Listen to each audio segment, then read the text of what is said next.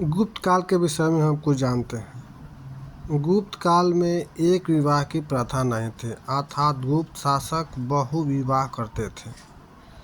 चंद्रगुप्त द्वितीय तथा कुमारगुप्त प्रथम की अनेक पत्नियों का उल्लेख मिलता है। अनेक पत्नियों का उल्लेख मिलता है गुप्त काल की। एक प्रश्न आता है गुप्त काल में समाज में सती प्रथा प्रचलित थी। बात सही है।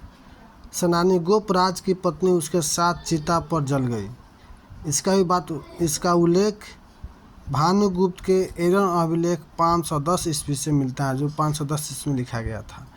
ठीक है, गोपराज की पत्नी उसके अपनी पति के साथ चिता पर जल गई। क्या उसके बाल बच्चे नहीं थे?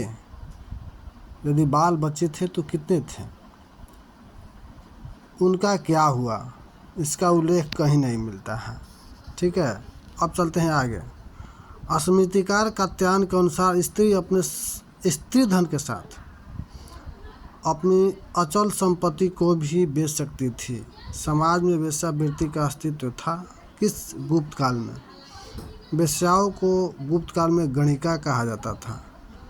प्रश्न बनता है, हम प्रश्न पूछते हैं आपसे, जो भी वीडियो देखिए उसका जवाब दें।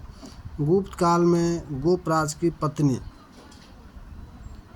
उसके साथ चिता पर जल गई। गोपराज की कितने बाल बचे थे? गोपराज कहाँ सेनानी था, यानी उसका पत्नी युक्ति कहाँ पे हुई थी? यदि कोई जानता है तो इसको बतावें। ठीक है, गुप्त काल के धार्मिक जीवन। गुप्त काल में बौद्ध धर्म को राजाश्रय मिलना समाप्त हो गया। गुप्त काल में बौद्ध धर्म को राजाश्रय प्राप्त नहीं था। ठीक है, भागवत धर्म केंद्र बिंदु बन गया। बौद्ध धर्म हट गया, अब कौन बा? भागवत धर्म केंद्र बिंदु बन गया, यानी उसको राजाश्रय प्राप्त हुआ। उसको विकास राजा के द्वारा किया गया। गुप्त शासक वैष्णव धर्मावलंबी थे। गुप्त शासक जो थे वो वैष्णव धर्म के मानने वाले थे। गुप्त काल में त्रिमूर्ति अर्थात ब्रह्मा सृजन करने वाला, विष्णु पालन करने वाला तथा महेश संहार करने वाला, ठीक है, पूजा प्रारंभ हुई थी। गुप्त काल में मूर्ति पूजा ब्राह्मणीय धर्म का समान लक्षण हो गए। चंद्रगुप्त द्वितीय एवं समुद्रगुप्त के सिक्कों पर विष्णु के वाहन गरुड़ का चित्र पाया जाता है, जो कि गुप्त वंश का राजकीय चिन्ह भी था। गुप्त वंश का राजकीय चिन्ह क्या है? गरुड़। ठीक है, अब उसके बाद आता है देवगढ़ झांसी, आज का झांसी।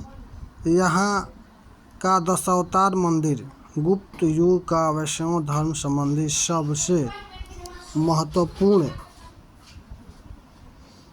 अवशेष। यह मंदिर पंचायतन श्रेणी का है। गंगाधर अभिलेख में विष्णु को मधुसूदन कहा गया है। हरिहर के रूप में शिव को विष्णु के साथ दर्शाया गया है, जो वैष्णव धर्म के सम्मान एवं प्रमाण था। गुप्त युग में मथुरा एवं वल्लभी में जैन सभाओं का आयोजन हुआ। Thank you so much.